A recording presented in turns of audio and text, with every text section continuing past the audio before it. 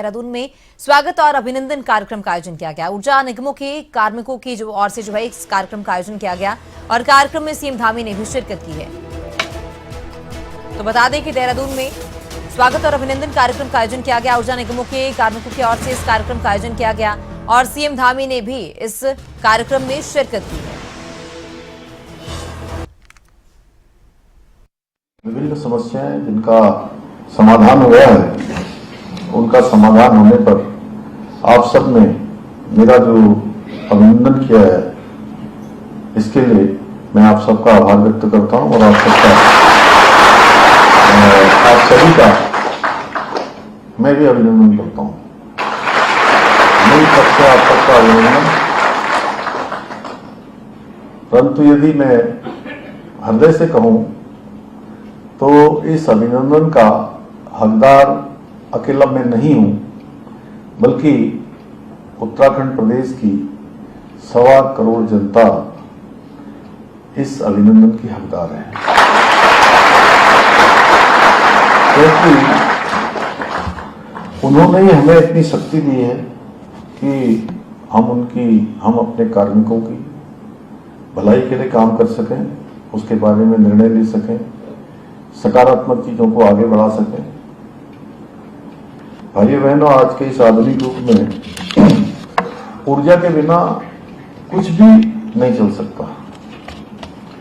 ऊर्जा नहीं है तो कुछ नहीं है। चाहे तारों में बहने वाली ऊर्जा हो या मनुष्य के जीवन में बहने वाली ऊर्जा हो। जैसे अभी यहां से ये बिजली चली जाए तो सब कुछ ठप हो जाएगा कि नहीं होगा?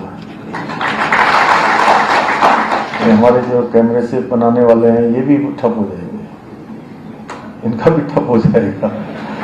इंटरनेट है, कई बार मैं देखता हूँ, यहाँ तो नहीं, लेकिन मीनाक्षी जी जहाँ ऑटोमेटिक सिस्टम नहीं है, जब मैं गांव में होता हूँ तो बिजली चली जाती है तो वो इंटरनेट भी ठप हो जाता है, क्योंकि उससे वो जो ऊपर वो लगा रहता है ना, ट्रांसमीटर क्या होता है, नहीं छोटा वाला वो एंटीना जैसा, रिसीवर है, वो क्या बोलते हैं उसको,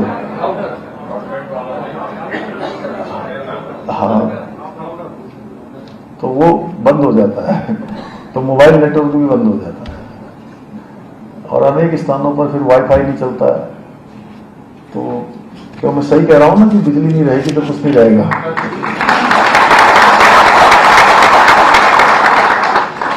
उत्तराखंड जैसे पर्वतीय राज्यों में शहरों से लेकर सुदूर पर्वतीय गांवों तक बिजली पहुंचाना एक बहुत अपने आप में बहुत कठिन कार्य है और मैं कहूं कि बहुत चुनौतीपूर्ण कार्य है। एक बार विद्युतीकरण करने के बाद भी अलग अलग मौसम में अलग अलग प्रकार की चुनौतियों का सामना करना पड़ता है। जैसे कल रात में एकदम से अचानक तूफान आ गया, कितनी जगह पर बरसात के समय में परेशानी हो जाती है, सिल्ट आ जाती है, ऊर्जा हमारे जल विद्युत निगम में डिस्ट्रीब्यूशन की लाइनें खराब हो जाती हैं, कहीं पावर ट्रीट हो जाती है, बहुत ज़्यादा लोड होने के कारण से ट्रांसमिशन की लाइनें ठप हो जाती हैं। तो अनेक प्रकार की चुनौतियों को हम सब लोग उसका सामना करते हैं, लेकिन फिर भी ऊर्जा निगम में आप सभी अधिकारी कर्मचारीगण, चाहे वो भीषण गर्मी हो या कपकपाती हुई ठंड या बारिश हो, बर्फबारी हो, प्रत्येक परिस्थिति में प्रदेश की जो ऊर्जा व्यवस्था है उसको बनाए रखने के लिए तत्पर रहते हैं और लगातार आप सब प्रयास करते हैं।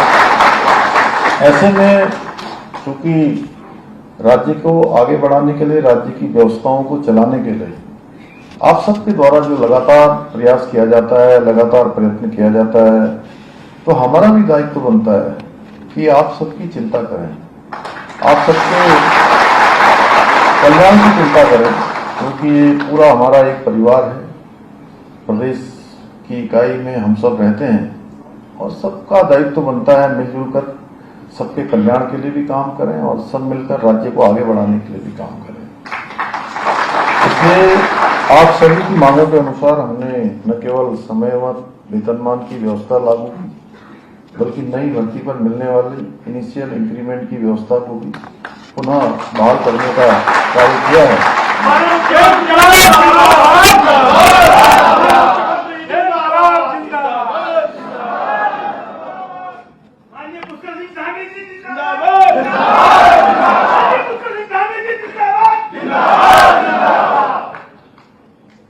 जब हमने ये निर्णय लिए थे तो किसी पत्रकार भाई ने मुझसे पूछा कि सरकार ये बिजली विभाग के कार्मिकों पर इतना ध्यान क्यों दे रही है।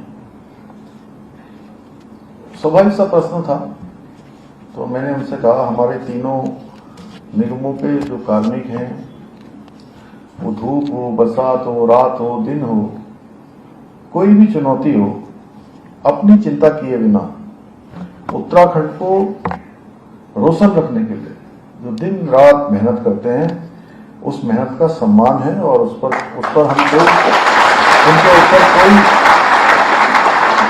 उनके ऊपर हम कोई एहसान नहीं कर रहे हैं। हमारा ये निर्णय राज्य के तीनों ऊर्जा निगमों में जो हमारे काम करने वाले सभी लोग हैं, उनका मनोबल ऊंचा रखने के साथ साथ उन्हें और ज्यादा तेजी से काम करने के लिए आप सब ऊर्जा प्रदान करते हैं। थोड़ी ऊर्जा आप सबको भी उसमें से मिलेगी और लगन और ईमानदारी से अपने दायित्वों को पूरा करने के लिए और आप सब प्रेरित होंगे। भाइयों बहनों, यूजेवीएनएल हमारे राज्य की ऊर्जा का स्रोत है, जो नदियों की धारा से विकास की धारा बना।